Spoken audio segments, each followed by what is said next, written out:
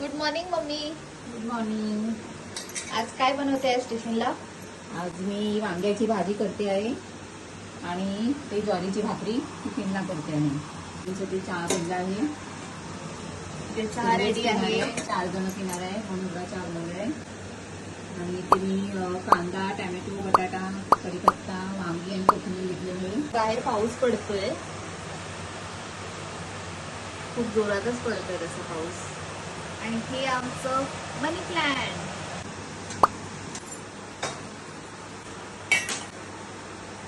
अशी मम्मीची सकाळची घाई गडबड चालू आहे. तर हे मसाले वापरत आहे मम्मी. हे भले इकडे विजय मसाले असं लिहिलं आहे, पण ह्याच्यात आमचा घरगुती बनवलेला मसाला आहे.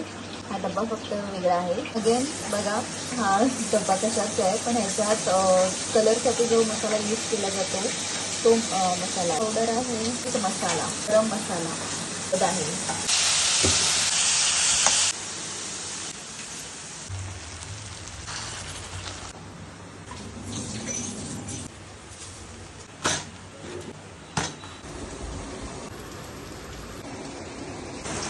बघा, एक कळी आहे आणि दुसरी कळी दाखवते.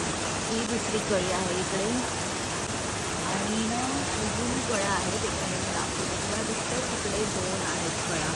खूपच होते.